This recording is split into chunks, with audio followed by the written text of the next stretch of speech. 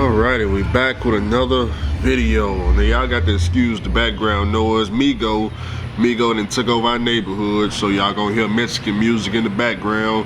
Migo do this. It's almost every day now. And Migo got a big family. It's a good 20 of them living at that house.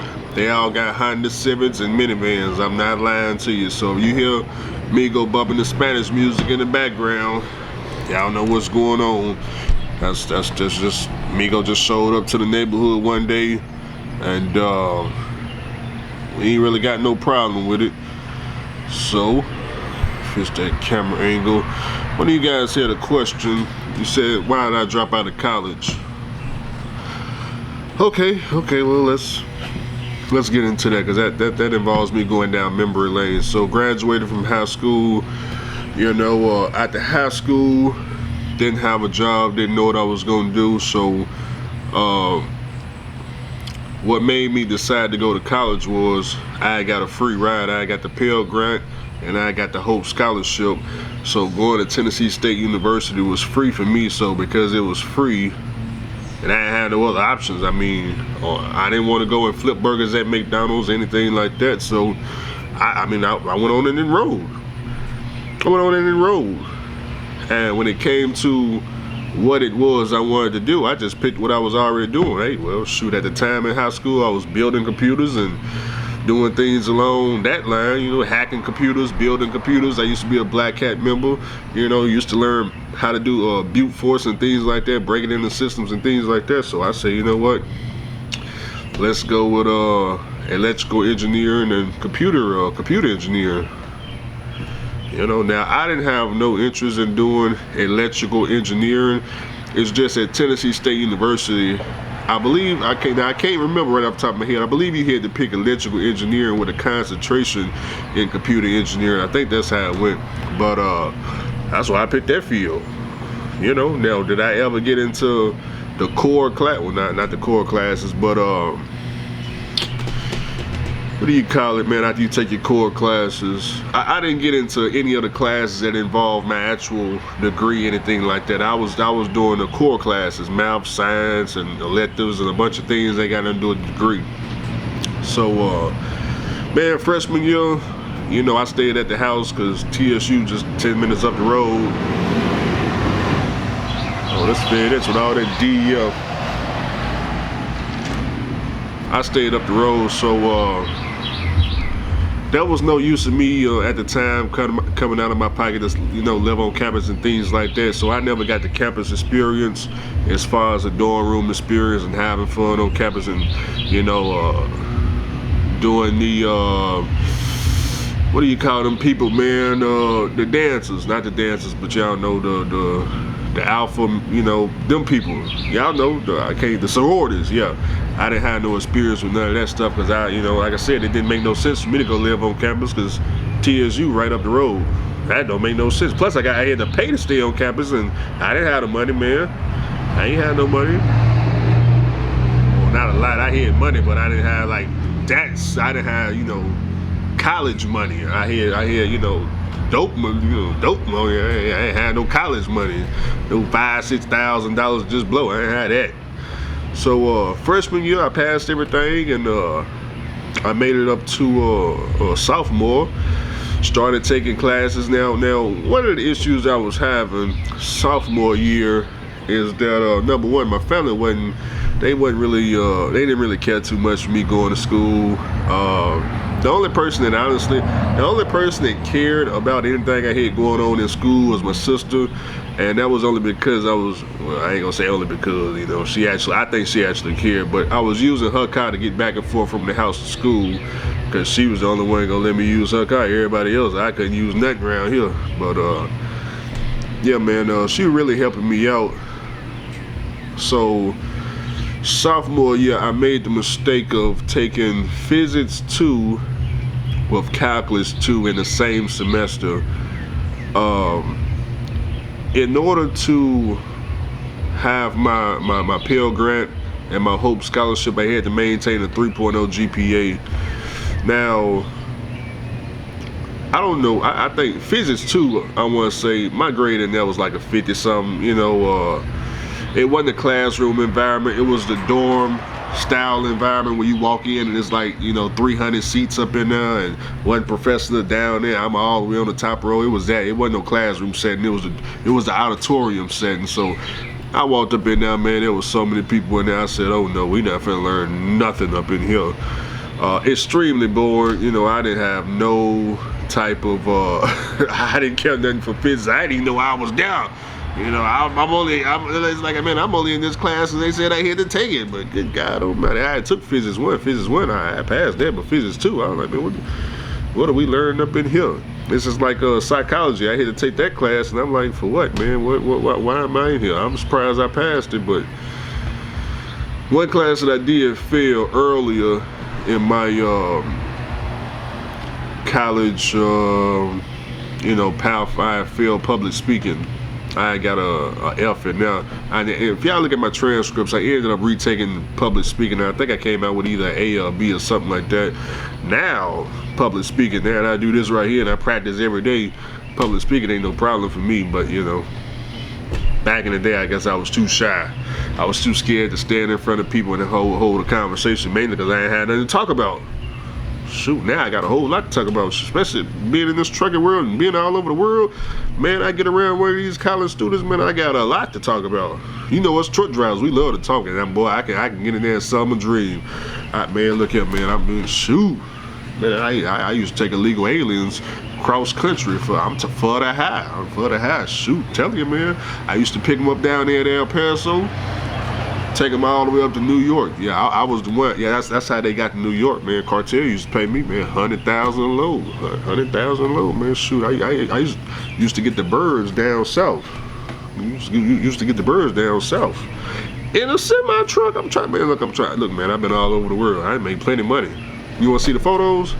Look at this old video. This was me when I was younger. You know, pull up the trucking video from 10 years ago when I was flashing them, when I was counting the money. yeah, show them there right here. Man, I've been getting money, man. Up to 10 years. I mean, this ain't nothing, man. What you doing in school, man? I'm just here just to get the degree. I ain't gonna make no money off this. I get paid off the trucking. This right here, I'm just in here just to be MP. I'm here to see what you're doing. I'm here to see what you're doing. Shoot, what you doing up in here? You doing it for the money. I already make the money. I'm just in here just to get the degree. You know what I'm talking about? Yeah. So I can definitely go in there and BS a bunch of students. So, but long story short, man, I dropped out because I had failed. I wasn't doing good in physics too. Like I said, my grade in there was like a 50-something. And calculus, I believe I had a D in calculus too.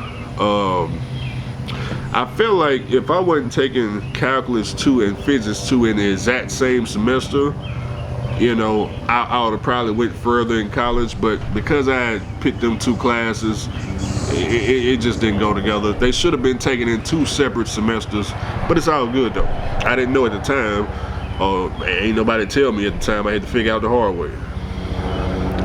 It's only so much tutoring you can do. Either you gonna go to tutoring for this calculus 2, or you gonna go to tutoring for this physics 2. But you ain't finna tutor over here and over here. And back then we didn't have all these tutors that's on the internet. Now you go get a tutor from your house on the internet, pay them, you know, $200, $300, $400 an hour. We ain't have all that when I went to college. All that stuff, new AI and all this. Ain't no AI back then, but now things is a lot more easier, simplified. You can get a tutor right out of school from the house on the laptop. You go to school online now. It's a lot easier now, but I already told you I put my application in for Nashville State Community College. I just had my transcript sent from TSU over to them because that's what they require. They want that, my ID, and they want a letter from Select Services saying that I'm registered or not registered to sign up for the draft or whatever the case may be. I think I'm too old for that. I'm past the age of 26, but they still want that letter, so you know, I gotta figure out how to get it. Once I get that, they want one more thing. But I forgot. But what I found out was, from what they told me, I don't have to pay to go back. They told me if I do my FAFSA, my little federal grant application, whatever it's called, FAFSA, whatever that stands for, if I apply for the Tennessee Reconnect grant, that pays for me to go back to community college and get my degree, and I don't have to come out of pocket anything. If I had to come out of pocket though, it's about $2,000, so obviously that's nothing for me to pay. But you know, if the grant gonna do it now, that's just why not go back and get it? If the Tennessee, now y'all Google it now and let me know. It's called the Tennessee Reconnect. Okay, I don't think it's anything after that. Just type Tennessee Reconnect. You can put grant after that and maybe something will pop up. But according to it, if you're 24 and older and you're going back and you're returning back to a community college, the state of Tennessee pays for you to go back for free and finish your degree. And if that's the case, if they gonna give it to me, then at this point it's like, okay, why would I not go do it? Even though I'm not gonna use the degree and nothing like that, why would I not do it? It's free and it's online. It's free and online. I can do it from the house. I can do it inside the truck. I can do it while I'm going up and down the road. I can do it from the oil field. So why not? And it's not like high school. I'm not going, you know, for 8 hours straight. Then I gotta find some. No. It's like 1 hour. I'm only doing two or three classes, and they ain't all on the same day either. So to me, it's just like, why not? Because first of all, I didn't even know I was this close to graduating for an associate's degree. I didn't know. I just found this out like a couple of days ago. So my thing is, well, why not? Why not? Why not? Okay, so Andrew, you go to school, you graduate, you get your computer science degree. If you wanted to continue past that point, what would you do? You know, that's a good question.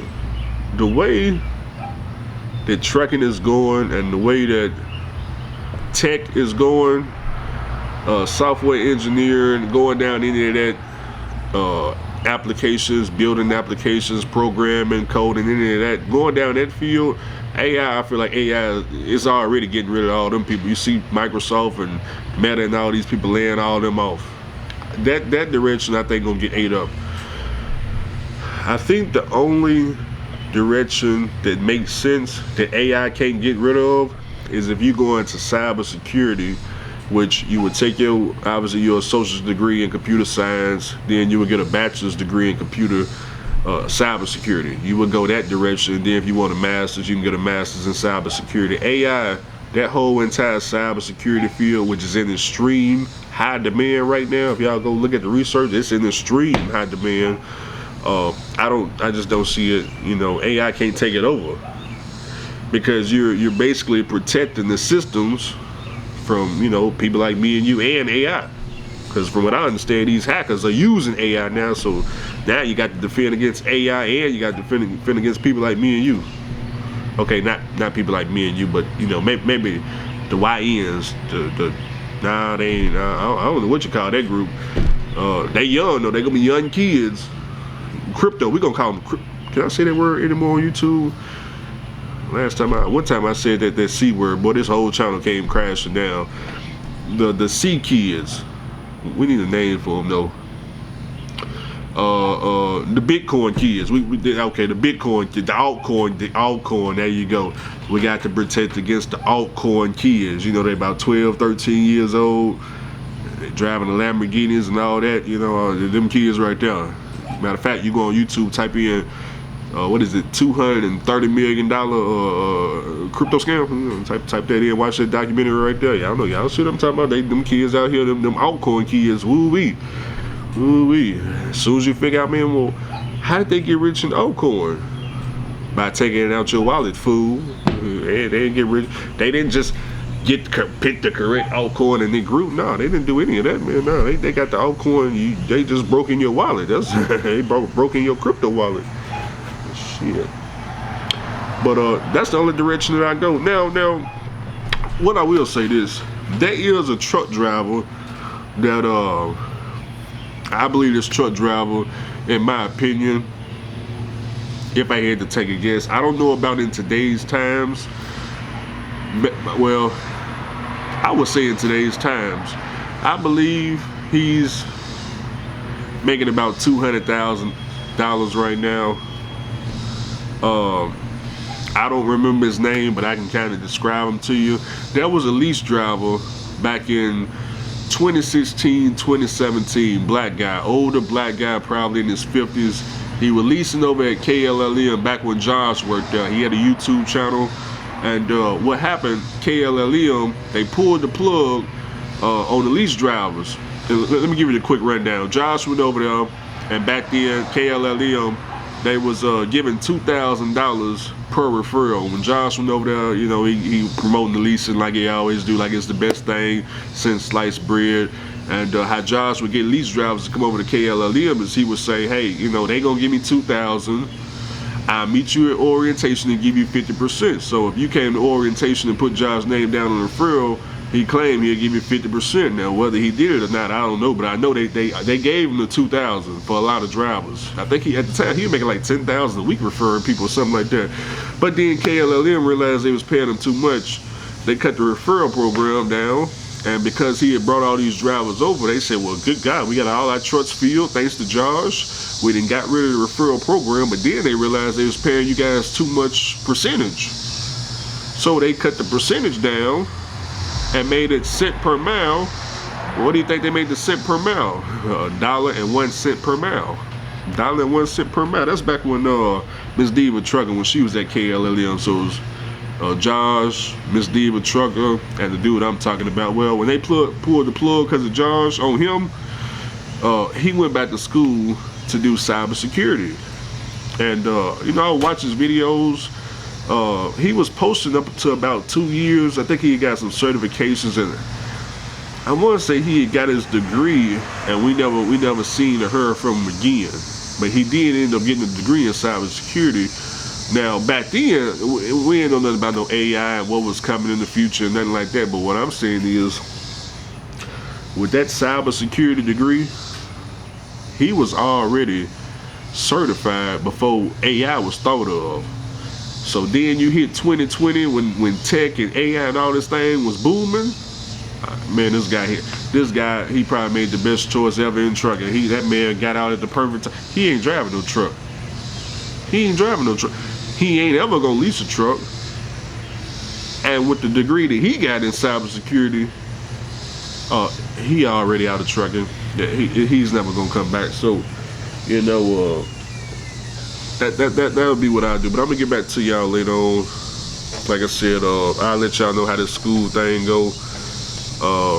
That's pretty much all I got to say right now. So we're gonna see if I can get this computer science degree. Then after that, my only focus, if I wanted to, would be going towards that cybersecurity route. All right, catch y'all later.